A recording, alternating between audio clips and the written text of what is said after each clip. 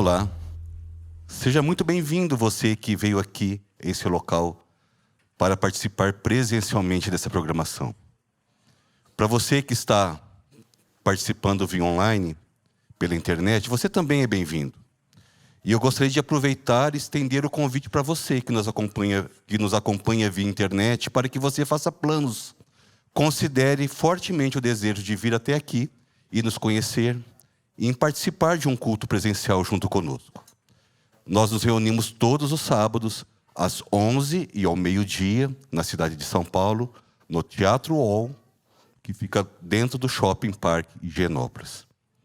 Se de alguma maneira a comunidade faz sentido para você, se você sente-se abençoado por fazer parte dessa comunidade, eu convido você a participar do avanço dessa obra e da manutenção desse ministério, através de suas doações, dos seus dízimos, das suas ofertas. A chave é pix@umlugarcomunidade.com.br. Você pode também acessar Um Lugar Comunidade nas suas redes sociais, Instagram, YouTube, canal do WhatsApp. Lá você vai ter muitas mais programações e muito mais conteúdo. As meditações diárias, live de oração às terças-feiras, estudos bíblicos às quartas-feiras e a programação do Ministério da Família. Você pode aproveitar também e acessar umlugarcomunidade.com.br. Lá você vai ter muito mais conteúdos, principalmente com informações sobre os pequenos grupos. São vários PGs, espalhados pelo Brasil e alguns pelo exterior também. Eu convido que você participe. Minha família e eu participamos de 2 pequenos grupos. Minha esposa, minha filha e eu temos sido muito abençoados por levar a comunidade para a semana também nesses pequenos grupos. Considere fazer parte também dessa extensão da comunidade na sua vida. Para você que está aqui presencialmente, se você ainda não fez, eu peço por favor que você coloque o seu celular no silencioso ou no modo avião. Essa programação é gravada e eu tenho certeza que você não vai querer que o som do seu celular fique famoso durante a transmissão. Hoje nós teremos o 5º episódio da série Amor no Antigo Testamento. O pastor Marcos Apolônio vai nos trazer a palavra. Convido você em reverência a buscarmos a Deus em oração. Santo e poderoso Deus, nós exaltamos teu santo nome e te louvamos, porque o Senhor nos ouve através do Espírito Santo. Nós também estendemos nossa gratidão eterna a ti, porque através de teu Filho Jesus nós somos salvos. A partir de agora nós queremos ouvir a tua voz falando ao nosso coração, à nossa mente, através das músicas que vamos ouvir e que vamos cantar, e também através da mensagem que será falada. Que ao terminar essa programação, todos nós tenhamos a certeza que tivemos um encontro pessoal contigo. Oramos pelo nome de teu Filho Jesus, o Cristo. Amém. Amém. Bom dia. Vamos ficar em pé para rendermos glórias ao Eterno, aquele que por escolha se colocou em nosso lugar e nos convida a andarmos ao seu lado. E Ele nos ama tanto que Ele voltará para nos buscar. Maranata, o Senhor logo vem. Tu és a minha luz, a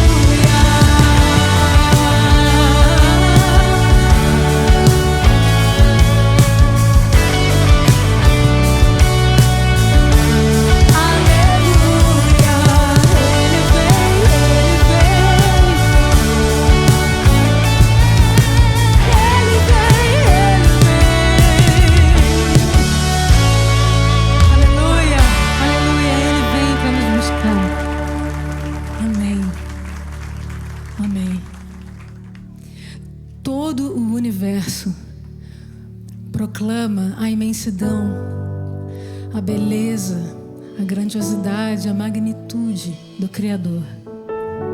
E nós, como parte de sua criação, nasce em nosso desejo a vontade de proclamar seu esplendor. Diante dele, nós nos rendemos e reconhecemos que é tudo por ele. Os céus proclamam as obras do Eterno, galáxias cantam de sua imensidão, e uma voz com sons de glória ecoa em toda a criação.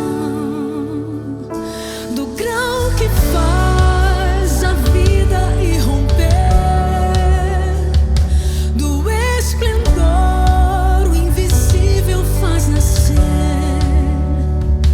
e uma voz com sons de glória ecoa em nosso coração. Diante dele nos rendemos, é tudo por ele, tudo por ele. A ele a glória e para sempre, é tudo por ele, tudo por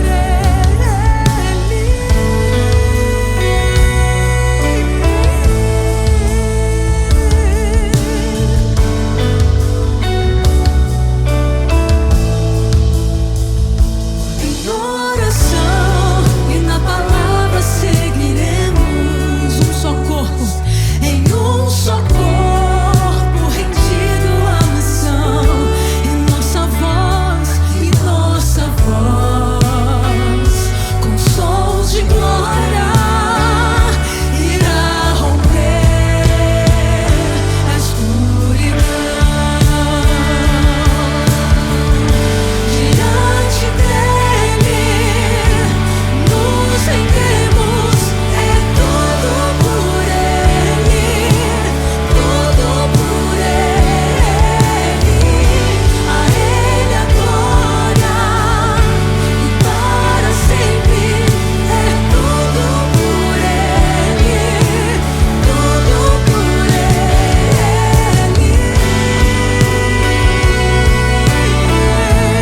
A ele a honra, a glória e todo louvor. A ele a honra, a glória e o louvor. Que o reino seja em nós e nossa vida só por ele. A ele a honra, a glória e o louvor. Que o reino seja em nós e nossa vida só por ele. A ele a honra, a glória e o louvor. Que o reino seja em nós e nossa vida só por ele. A ele a honra, a glória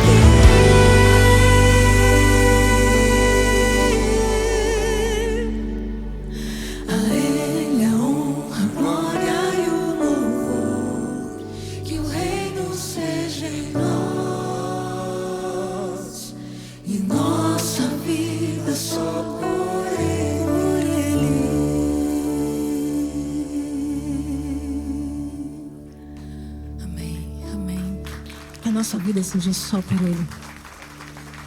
E que a vontade do nosso coração continue sendo a de sermos preenchidos pela Tua glória. Sem a pretensão de dizermos como deve ser a Sua ação. Que nós possamos apenas ser preenchidos pelo Santo Espírito, que sopra onde quer. Porque não tem nada igual, nada melhor, nada que se compare com a Sua presença.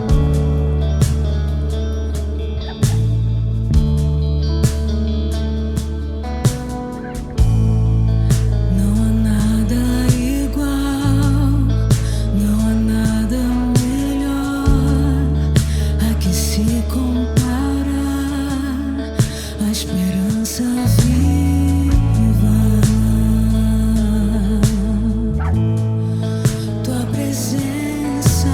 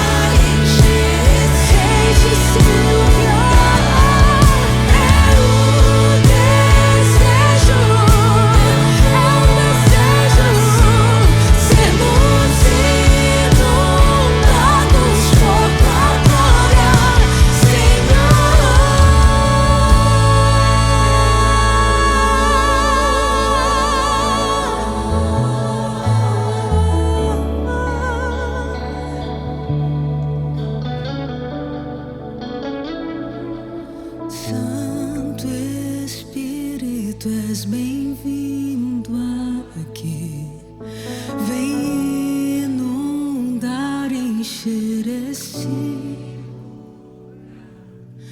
É o desejo do meu coração, sermos inundados por tua glória, Senhor.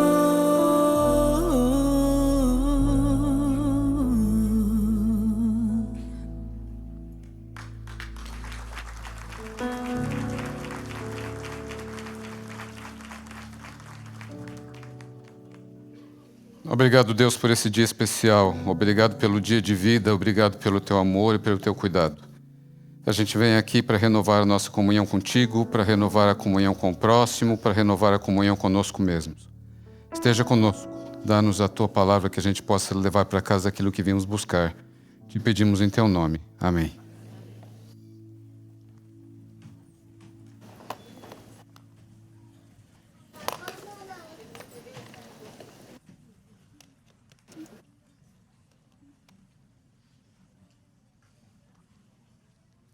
Você já deve ter ouvido falar da Missão Piauí. Alguns aqui já foram, já estiveram lá. Maravilhoso. Foi a minha primeira vez, começo de julho, primeira semana de julho.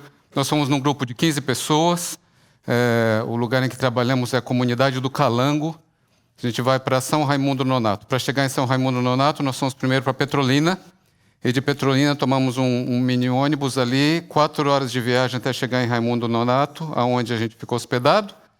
E de lá a gente ia todos os dias para a comunidade do Calango para trabalhar. A comunidade do Calango pertence a das maiores áreas quilombolas do nosso país. São 119 comunidades quilombolas lá e o Calango é uma delas. Nós éramos um grupo de 16 pessoas, tínhamos ali duas dentistas, 2 estudantes de odonto, uma médica, 2 estudantes de medicina, assistente social. Eu estava na área de psicoterapia, saúde mental.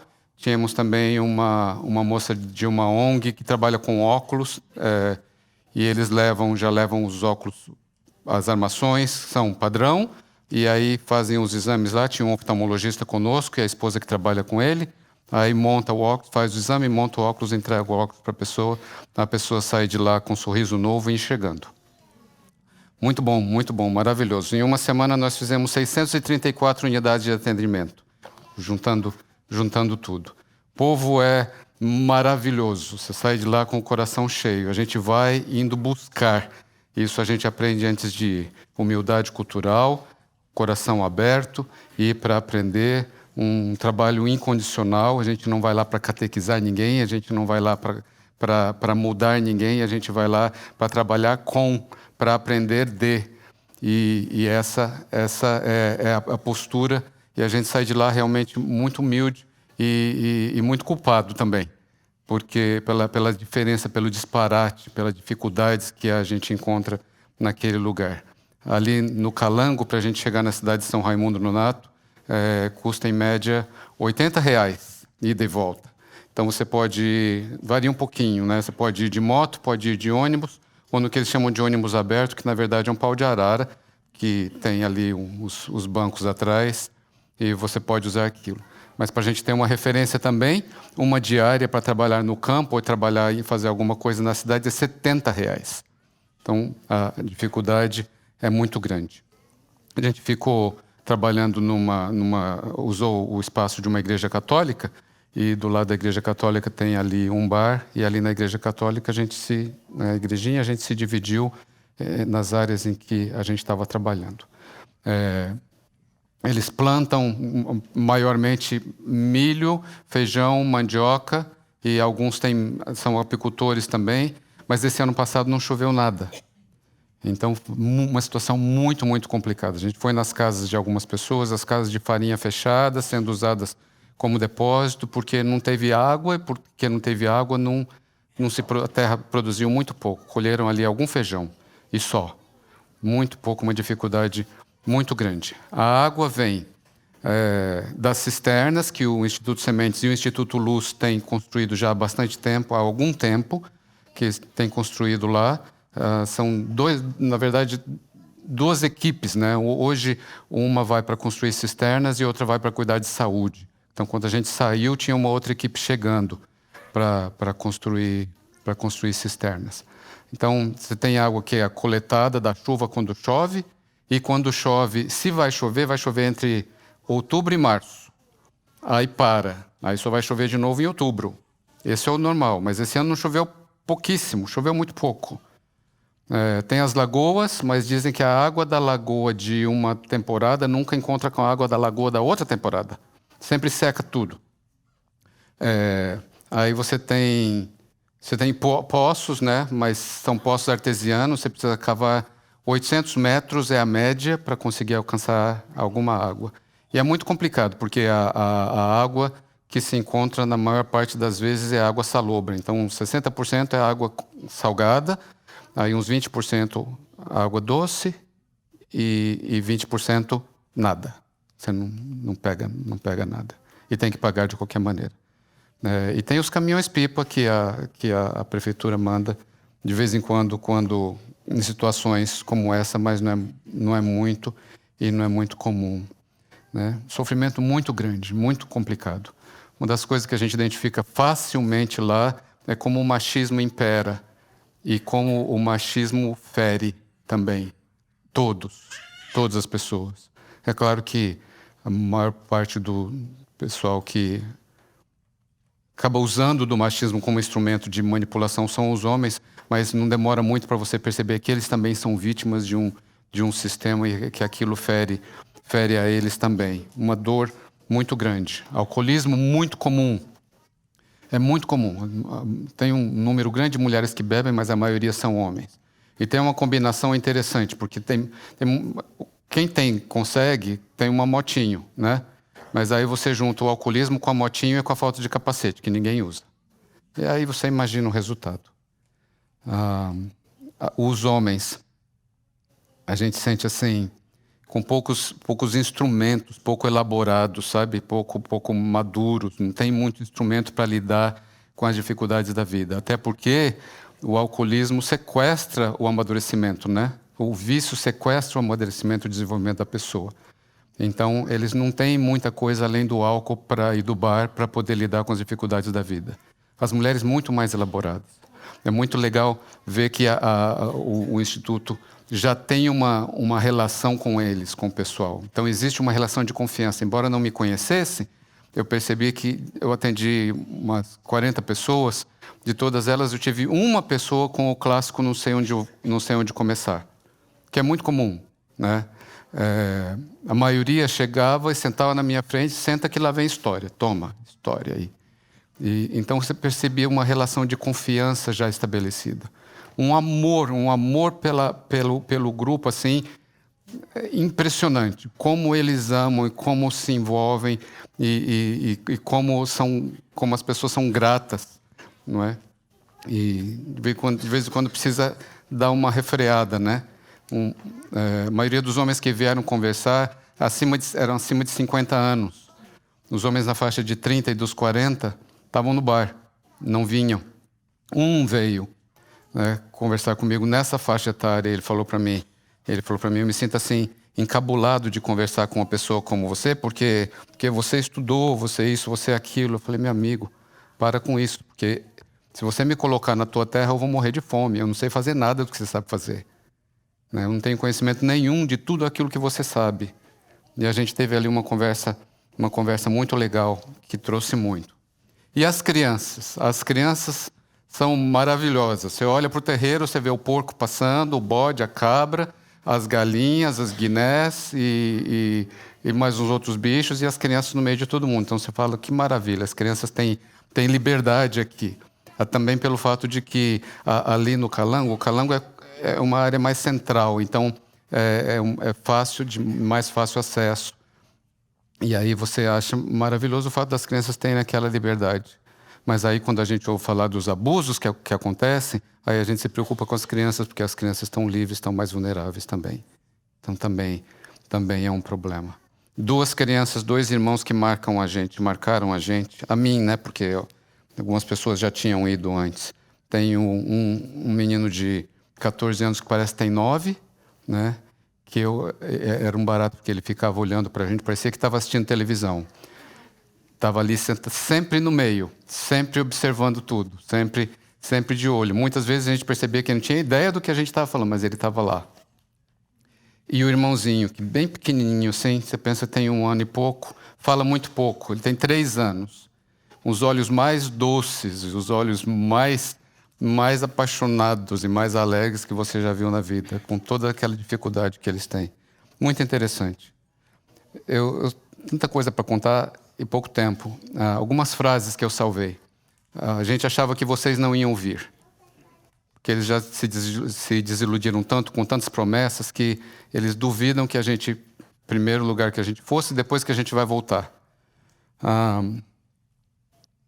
Aqui tem comunidade, na cidade grande não, por isso eu voltei. Uma outra pessoa, prazer na vida é trabalhar, mas não tem trabalho. O que um homem disse para uma mulher, mas também é tudo para os seus filhos. É um homem que queria tudo para ele. Ouvi 3 vezes mulheres dizendo assim: a casa em que eu moro eu construí eu mesma com minhas próprias mãos. Essa é interessante, uma dinâmica lá entre o homem e a mulher. Ele diz para ela: você nunca vai achar um homem como eu. Aí ela responde para ele: se eu quisesse um homem como tu, eu ficava contigo. Não ia procurar outro igual. Eu vou querer um homem muito melhor, quero outro assim não. Um dia você vai encontrar uma mulher no teu nível, aí você vai dar valor a mim.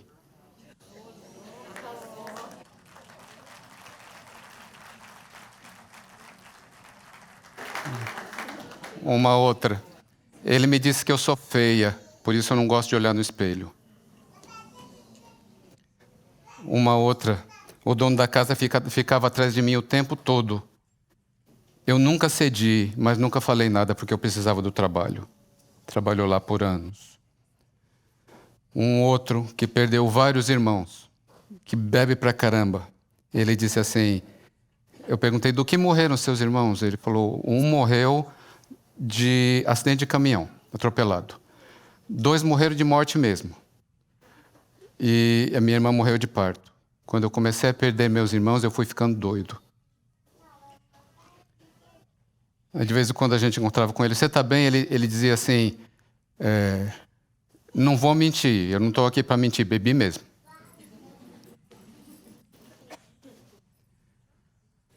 Teve um outro que disse assim, a gente olha para a terra da gente, para os animais da gente, para as abelhas que a gente perdeu, a gente chora por dentro. Porque homem não pode chorar, né?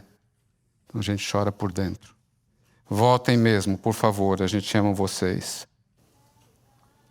Aí tem a Dona Alzira, né? A Dona Alzira é aquela que no ano passado fez e esse ano repetiu, que ia cantar para a gente, queria cantar uma música de gratidão, e a música de gratidão que ela escolheu para cantar para a gente foi Adeus Ingrata.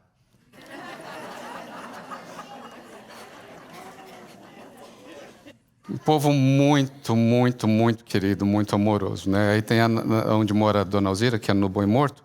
Aí tem a casa, tem a casa da Nadira. A Nadira é líder comunitário e trabalha conosco com o Instituto. E tem a mãe da Nadira. Aí vem a mãe da Nadira, deve ter uns 45, chutando aí. Aí tem a mãe da Nadira, e aí você está conversando com a mãe da Nadira, aí ela fala da mãe dela. Ah, a senhora tem mãe ainda? Tenho a mãe. Cadê a mãe? Aí você imagina que vem aquela velhinha, aí vem a mãe pulando. A avó da Nadir. Muita energia, muita alegria, assim. Sai do coração cheio, é muito legal, muito bom. Deixa eu pregar, senão me manda embora.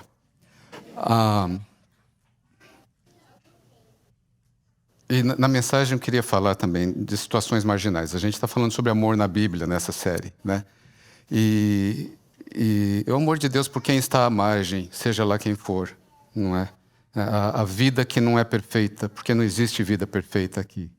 Não é? É uma história de graça, história de uma mulher sobrevivendo à margem da sociedade. O texto bíblico ele deixa sempre, em algumas histórias mais, em outras menos, deixa lacunas. E cabe a gente sentar e conversar e pensar nas possibilidades, de que maneira que a gente vai preencher essas coisas, de que maneira que a gente vai entender os sentidos dessas histórias. E eu queria convidar você para abrir em Josué ou no seu aplicativo, ou se você estiver em casa, ou onde você estiver. Josué capítulo 2, a gente vai ver aqui de 1 a 7, que diz assim, olha, da localidade de Sitim, Josué, filho de Nun, enviou secretamente 2 espias dizendo, vão e observem a terra e a cidade de Jericó. Eles foram, entraram na casa de uma mulher prostituta, cujo nome era Raabe, e pousaram ali.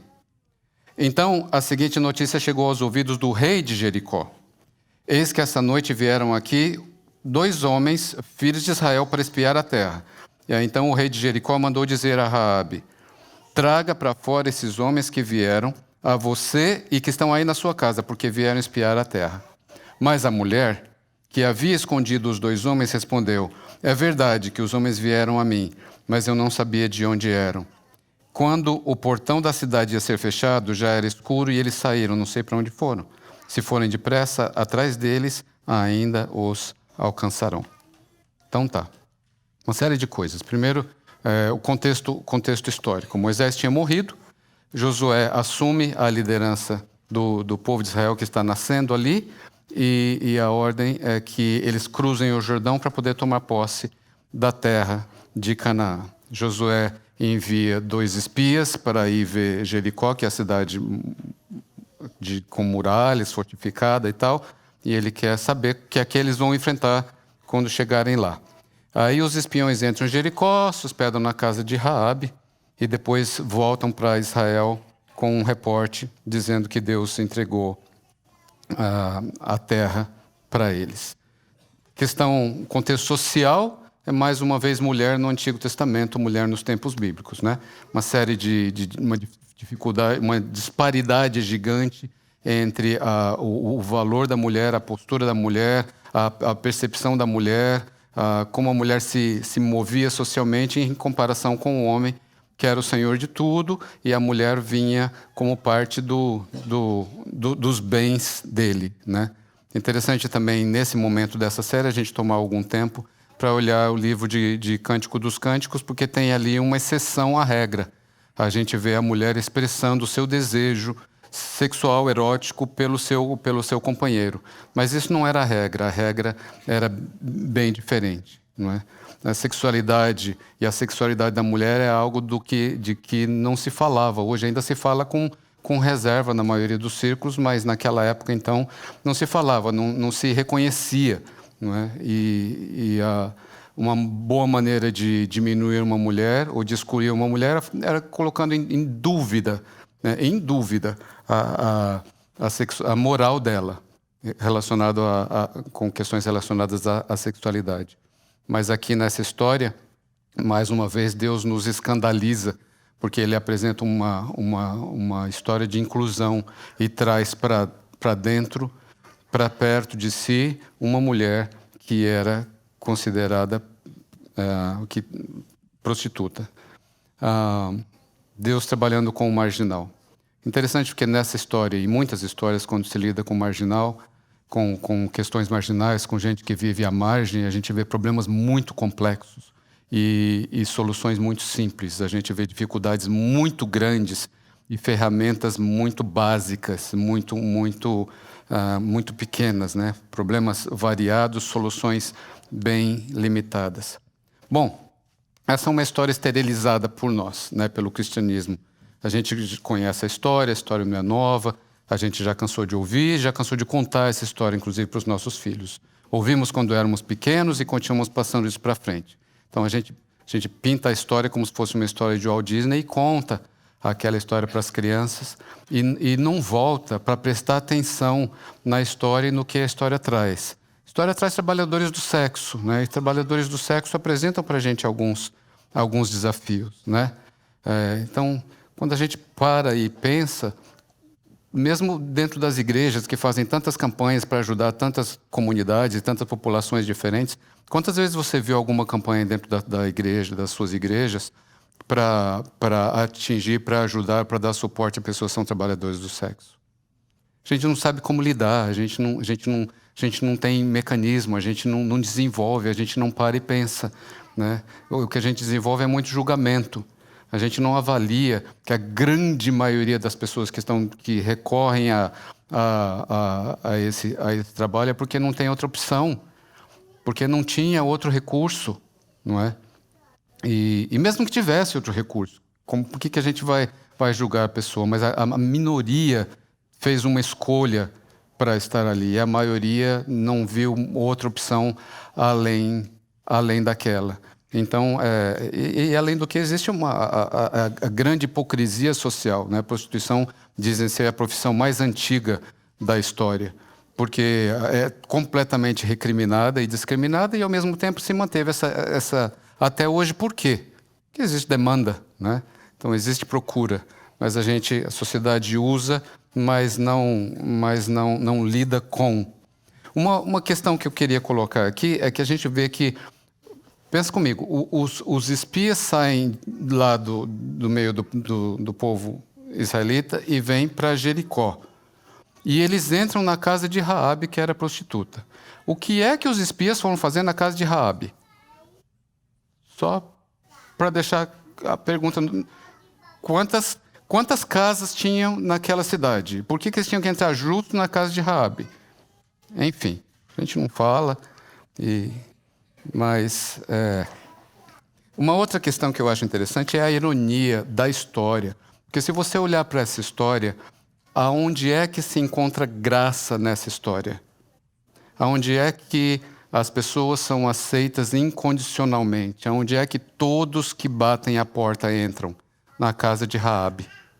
A casa de Raabe é a casa da graça, é a casa da misericórdia da história. É a casa onde não se discrimina. Uma outra coisa que eu acho que é interessante é aonde é que os espias encontram a Deus? Aonde é que eles encontram a presença de Deus protegendo a eles? Na casa de Raabe. Então, assim, especialmente para a gente que vem de lugares onde a gente cresceu ouvindo: você não pode ir aqui, você não pode ir ali, você não pode ir no cinema, você não pode ir no teatro. Na verdade, a gente não poderia nem estar aqui, porque os anjos de Deus não estão ali. Então, assim, Deus que é onipresente, onde é que Deus não está se Deus é onipresente? Né? E a gente vê... A gente não precisa responder, a gente não precisa preencher todas as lacunas da história, a gente não precisa chegar a uma conclusão nas histórias, mas é bom a gente poder parar e refletir. Peraí, o que Deus usou nessa história? Que é uma história de situações extremas, de crise. E em situações extremas e em crise, a gente usa o que a gente tem. Gente que vive à margem vive em crise, usa o que tem e usa o que pode. Muitas vezes não o que quer, nem aquilo que gostaria, nem aquilo que deveria, mas aquilo que está à mão. Então é esse tipo de contexto que a história apresenta para a gente. Uma outra coisa é que chegam lá os guardas do rei, batem a porta e perguntam para ela: escuta, entraram em sua casa 2 espiões dos israelitas lá. Onde eles estão? O que ela faz? Mente descaradamente, não é? Mente na cara limpa, mente muito bem, por sinal. Ela explica e convence a eles de que os espiões não estão lá. Como é que a gente tem que dar uma reviravolta para poder contar isso para a criança? Porque, na verdade, você não quer que sua criança minta para você, mas você está contando para elas uma história com um fundo moral onde o personagem principal mente. Né? Aí a gente vem com aquelas desculpas rasas, aquelas interpretações que não fazem muito sentido. Ah, não mentiu. Mentiu sim. Mentiu, não tem como a gente dizer que não mentiu. Ah, não, mas foi para proteger os homens de Deus. Mentiu.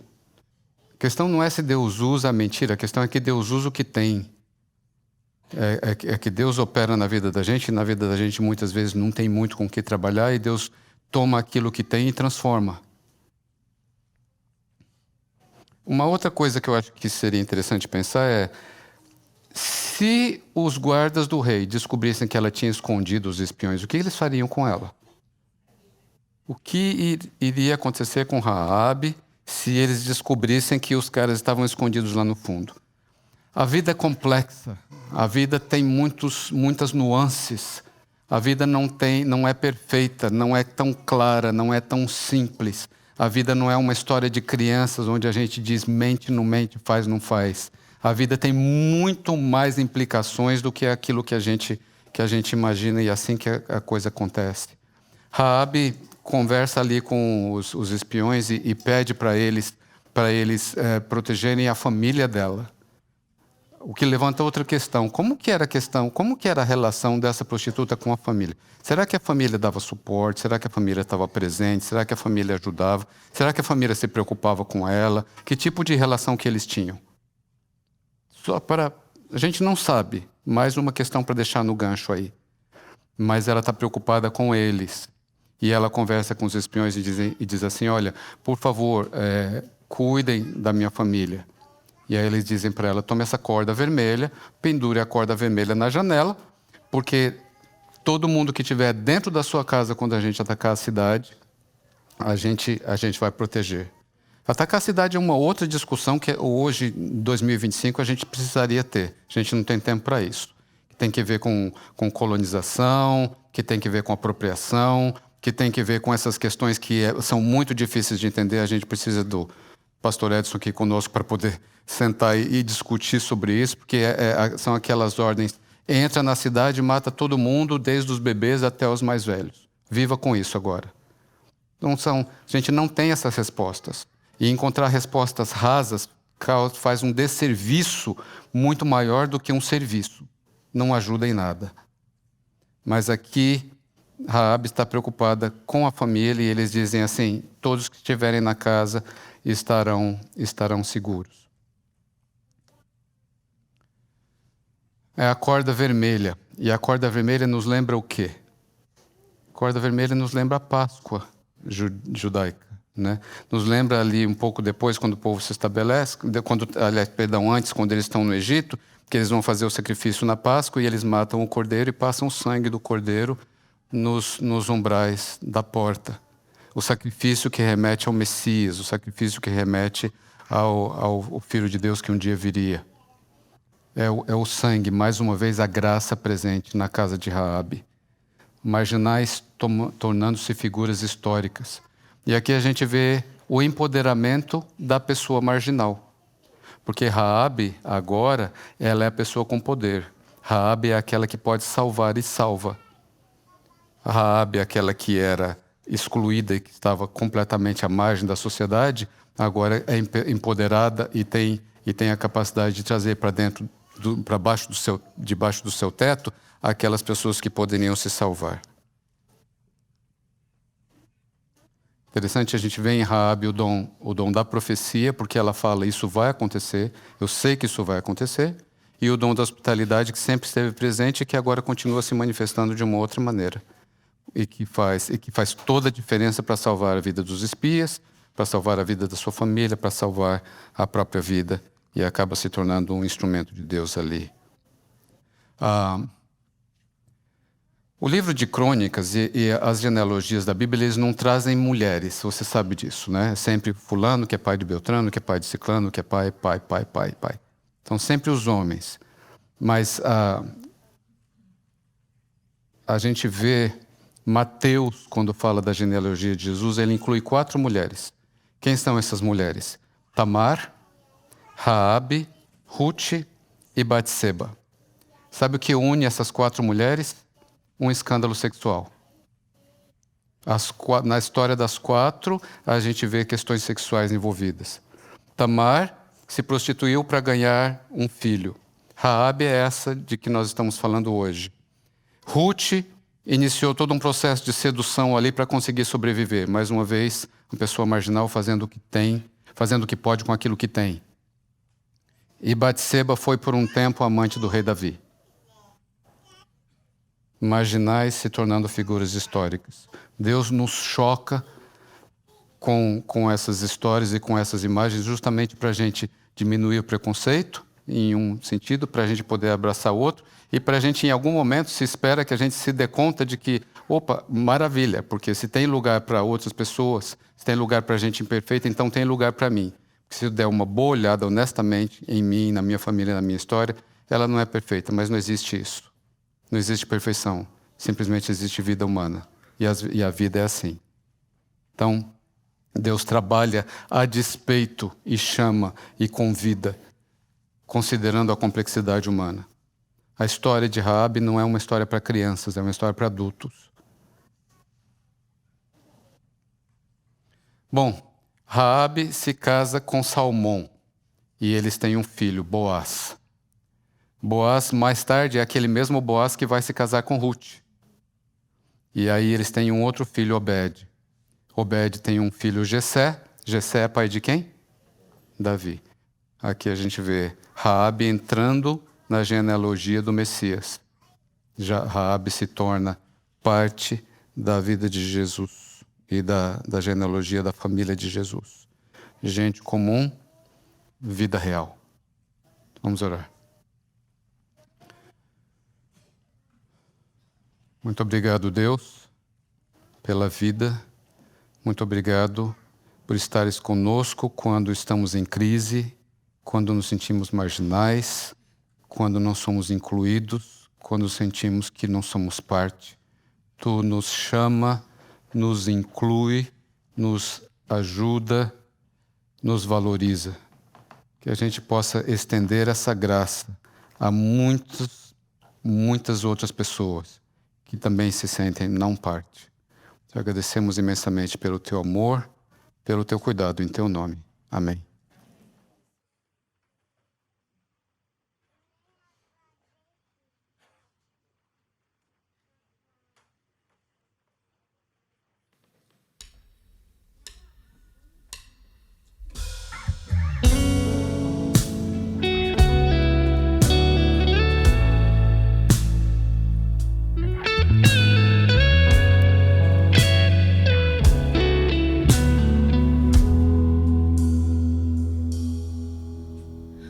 Peço pra você pedir pra mim parte do meu peito pra te dar. Planto o meu pranto, pesa pouco o que sou. Prezo por você, preso por você, peço um favor. Por amor, por Deus, prenda-se a mim. Tanta coisa pra viver, pra que então ficar assim? Eu sem você, você sem mim.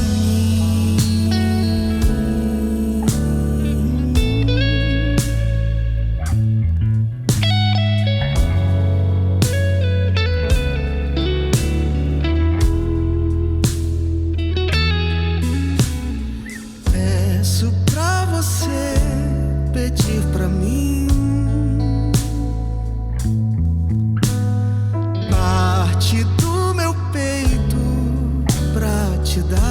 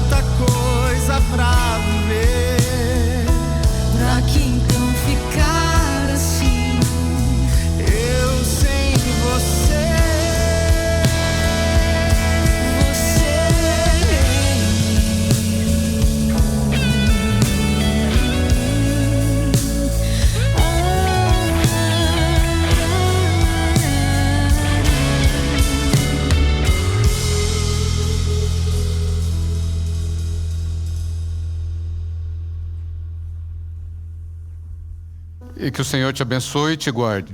Que o Senhor faça resplandecer o seu rosto sobre ti e tenha misericórdia de ti. Que sobre ti o Senhor levante o seu rosto e te dê a paz. Obrigado, gente.